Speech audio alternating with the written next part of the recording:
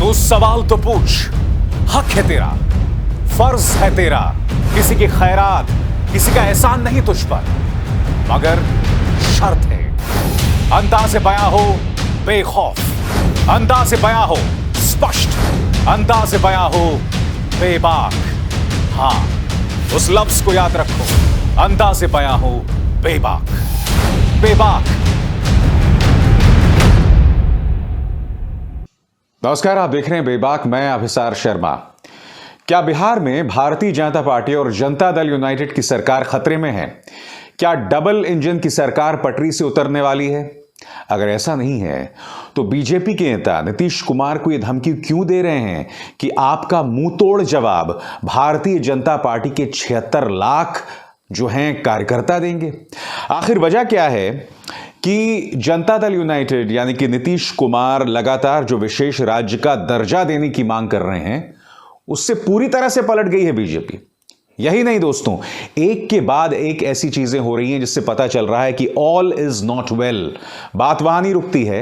अब नीतीश कुमार अपने दम पर उन क्षेत्रों में जहां कुर्मी समुदाय जो है वो अहम वोट रखता है, वहां पर वो चुनाव लड़ने वाले हैं। बहुत कुछ हो रहा है।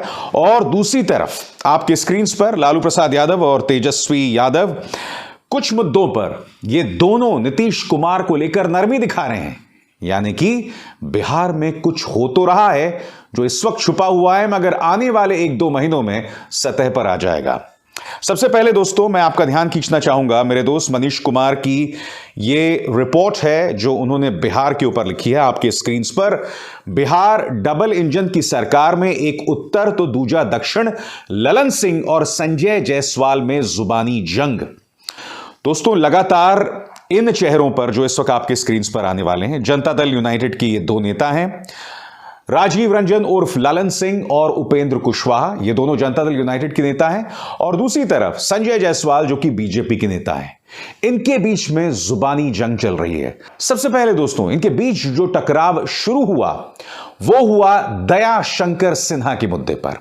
दया शंकर सिन्हा बिहार की पृष्ठभूमि के एक लेखक, और इस मुद्दे पर उपेंद्र कुशवाहा और ललन सिंह ने ट्विटर पर प्रधानमंत्री नरेंद्र मोदी से कहा कि इनके पद्म पुरस्कार को वापस लिया जाए और इन्हें जो साहित्य अकादमी में जो सम्मान मिला है उसे भी हटाया जाए।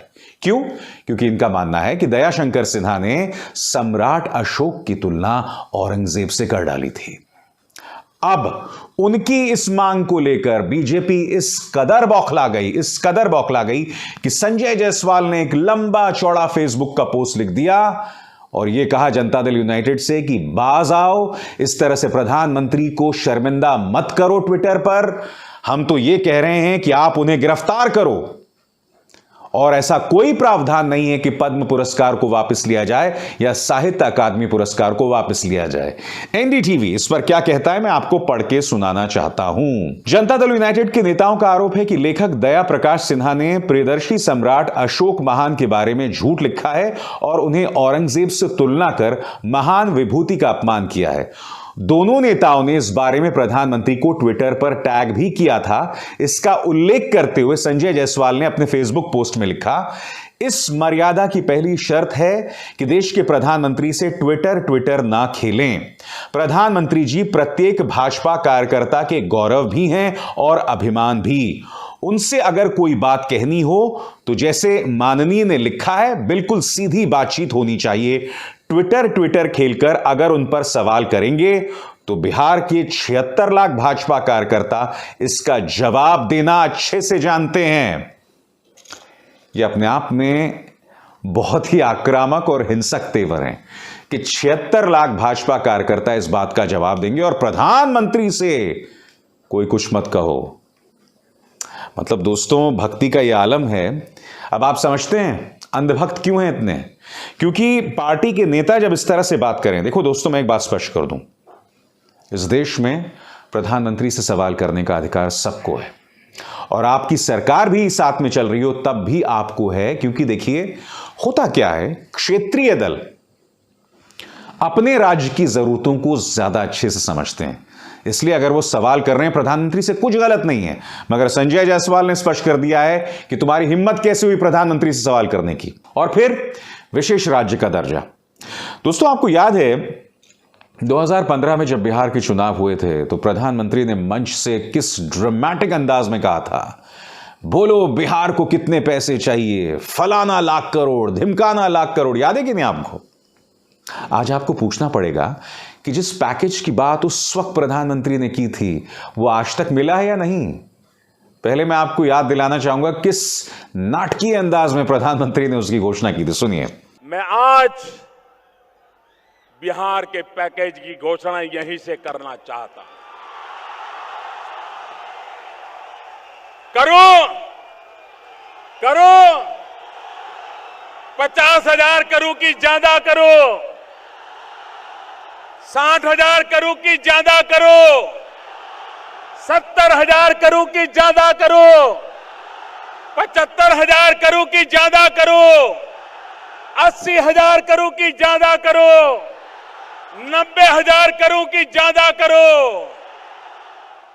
मेरे भाइयों बहनों, मैं आज वादा करता हूं, दिल्ली सरकार कान बराबर ठीक रख के सुन लीजिए, दिल्ली सरकार 1.25 लाख करोड़ रुपए का पैकेज देगी।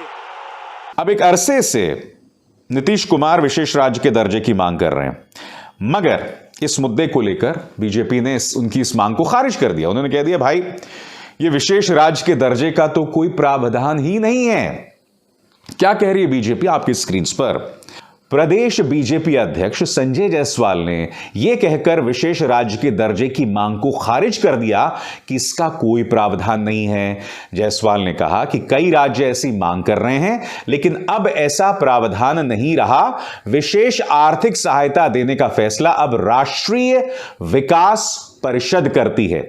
जायसवाल ने कहा कि जिन जिन राज्यों के मुख्यमंत्री ऐसे पैकेज की मांग कर रहे हैं वे सभी प्रधानमंत्री से मिलें। दोस्तों, मैं आपसे एक सवाल पूछना चाहता हूं, क्या इसका अर्थ यह हुआ कि प्रधानमंत्री नरेंद्र मोदी जो वादा चुनावों के दौरान करते हैं उसके कोई मायने नहीं रहते हैं?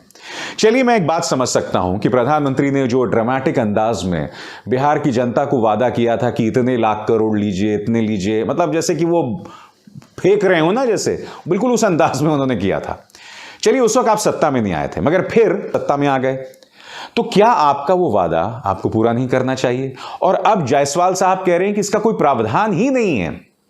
दोस्तों, इन तमाम मुद्दों की वजह से तनाव लगातार बढ़ता जा रहा है। और अब जो है तनाव सिर्फ इन दोनों मुद्दों की वजह से नहीं है।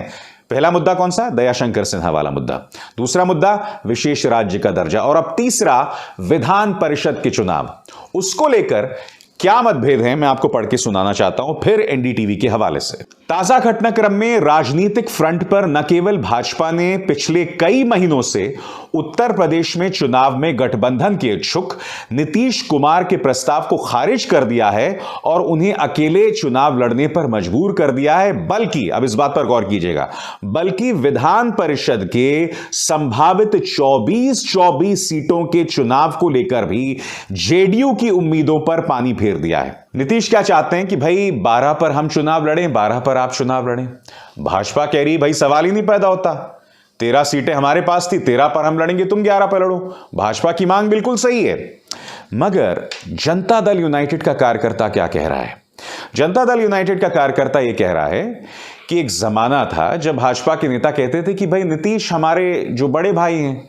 अब जब से चुनाव हुए हैं जिसमें नीतीश कुमार की सीटें कम हो गई हैं, उसके बाद बार बार भाजपा जो है वो जनता दल यूनाइटेड को उनकी औकात बतलाने का प्रयास करती है। मैं माफी चाहूंगा इस शब्द का मैंने इस्तेमाल किया, मगर अगर आप इस चीज के मर्म को समझना चाहते हैं तो इस शब्द औकात को आपको समझना बहुत जरूरी होगा। बार बार यह कोशिश की जा रही है कि उन्हें बतलाया जाए कि हु इज द बॉस, बड़ा भैया कौन है। और इसका जो है असर हम किसी और फ्रंट पर देख रहे हैं। इन चेहरों पर गौर कीजिए, लालू प्रसाद यादव, तेजस्वी यादव, और अब मैं आपका ध्यान खींचना चाहूंगा दैनिक भास्कर की इस खबर की तरफ। राजद और जनता दल यूनाइटेड में बढ़ती नजदीकियां, नालंदा शराब कांड पर लालू परिवार ने साधी चुप्पी, विधायक को भेजकर किया कोरम पूरा। खबर क्या है, पढ़ के सुनाना चाहता हूं। मुख्यमंत्री नीतीश कुमार के गृह जिले में 1 दर्जन से ज्यादा लोगों की मौत हो गई, लेकिन नेता प्रतिपक्ष तेजस्वी यादव ने एक शब्द भी नहीं बोला, ना अफसोस जताया और ना विरोध दर्ज कराया। जबकि वहीं तेजस्वी हैं कि विधान परिसर में शराब की खाली बोतल मिलने पर आसमान सिर पर उठा लेते हैं। नालंदा कांड पर तो उनके पिता पूर्व मुख्यमंत्री लालू प्रसाद यादव और पूर्व मुख्यमंत्री राबड़ी देवी सहित सांसद मीसा भारती का भी कोई बयान नहीं आया है। तेज प्रताप यादव या रोहिणी आचार्य के बयान जरूर आए हैं। राजद के प्रदेश अध्यक्ष जगदानंद सिंह का बयान भी नहीं आया है। लालू परिवार के हाल के इन कदमों की चर्चा अब पटना में होने लगी है। कुछ जानकार अब चर्चा कर रहे हैं कि नेता प्रतिपक्ष तेजस्वी यादव बहुत सधी चाल चल रहे हैं। बीजेपी क्या कहती है? बीजेपी कहती है कि देखिए, हमारी सरकार को कोई खतरा नहीं है, क्योंकि नीतीश नहीं चाहते कि अगर राजद दोबारा सत्ता में आ गई तो मुख्यमंत्री निवास से जो है फिरौती वसूली होगी। इन तमाम तरह की चीजों की वो बात करते हैं। मगर मैं कुछ और कहना चाहता हूं। पहली बात, मुझे ऐसा लग रहा था कि तेजस्वी यादव जो हैं नेता प्रतिपक्ष की जिम्मेदारी बहुत जिम्मेदारी से निभा रहे थे, और आपने देखा था पिछले कई मुद्दों पर वो काफी सक्रिय होते। मगर अचानक मुझे ऐसा लगता है कोरोना काल में जो वो निष्क्रिय हो गए थे, नालंदा शराब कांड में उनका वही हाल हो गया है। पूरी तरह से खामोश हैं। यह बात आपको अटपटी नहीं लगती है? क्योंकि 12 लोगों की मौत एक सामान्य बात नहीं है, और ऐसे में तेजस्वी यादव अगर खामोशी अख्तियार करते हैं, या तो जिस तरह से कोरोना की पहली लहर में वो खामोश हो गए थे, पता नहीं कहां गायब हो गए थे रहस्यमय तरीके से, या तो उस मूड में आ गए हैं, या फिर पर्दे के पीछे कुछ चल रहा है जो हम नहीं जानते हैं। पिछले कुछ दिनों से राजद के नेता कई ऐसे बयान दे रहे हैं जिसके जरिए ऐसा लग रहा है कि वो गठबंधन साधने की फिराक में है। और बात यहां नहीं रुकती, कांग्रेस और राजद के बीच में भी तनाव लगातार उत्पन्न हो रहा है। गठबंधन लगभग खत्म हो चुका है, खत्म ही मान लीजिए इसे। इसलिए मुझे लगता है कि इस वक्त अगर राजद और जनता दल यूनाइटेड साथ आए तो इनका जो गठबंधन है वो सही मायने में भाजपा का मुकाबला कर सकता है। मैंने जो आपके सामने बातें रखी, जो घटनाक्रम हो रहा है, उसके आधार पर आपके सामने बातें रखी हैं दोस्तों। अब यह फैसला आपको करना है कि क्या आने वाले दिनों में बिहार में कुछ पलटने वाला है, इसका हमें इंतजार करना पड़ेगा दोस्तों। बहुत दिलचस्प घटनाक्रम है, क्योंकि कल्पना कीजिए अगर 10 मार्च को कोई ऐसा परिणाम आता है जो भाजपा के खिलाफ दिखाई देता है 5 राज्यों में, यानी कि कल्पना कीजिए कि यूपी गया, उत्तराखंड गया, गोवा गया, मणिपुर में भी कुछ नहीं कर पाए, पंजाब तो खैर सवाल ही नहीं पैदा होता, और ऊपर से इस घटनाक्रम के चलते कोई और चेन रिएक्शन शुरू हो जाए। मुझे ऐसा लगता है कि अगर उत्तर प्रदेश की सत्ता हाथ से गई तो इसका असर बिहार पर पड़ सकता है। मैं आपको बताता हूं क्यों। वो इसलिए होगा क्योंकि अगर देखिए, अगर तो ये चुनाव धार्मिक होता है उत्तर प्रदेश का, तब तो सवाल ही नहीं है बीजेपी के हारने का, और वो कोशिश भी कर रहे हैं कि भाई किसी भी कीमत पर धार्मिक उन्माद पैदा किया जाए। मगर हम देख रहे हैं कि पिछड़ी जाति के नेता और पिछड़ी जातियां लगातार लामबंद हो रही हैं अखिलेश यादव के समर्थन में, और अगर अखिलेश यादव जीतते हैं तो इसमें पिछड़ी जातियों का लामबंद होना एक बहुत अहम किरदार होगा। मैंने अपने एक शो में भी कहा था कि क्या यह पिछड़ी जातियों की बगावत होगी अगड़ी जातियों के खिलाफ, यानी कि इस वक्त सत्ता पक्ष में कौन है? एक ठाकुर नेता है, यानी कि मुख्यमंत्री आदित्यनाथ। वहां पर दलितों को भी कोई नहीं पूछ रहा और ब्राह्मणों पर भी अत्याचार हो रहा है, ऐसी भावना है, ऐसा प्रचार किया जाता है। अब सोचिए, ऐसे हालात में अगर उत्तर प्रदेश से सत्ता चली जाती है तो पूरे देश में, कम से कम बिहार में यह संदेश चला जाएगा कि पिछड़ी जातियों ने अपना दमखम दिखाया। तो आप मुझे बताइए, ऐसी सूरत हाल में कौन रोक सकता है नीतीश और तेजस्वी यादव को एक साथ आने से? इस बात पर गौर कीजिएगा। अभिसार शर्मा को दीजिए इजाजत। नमस्कार।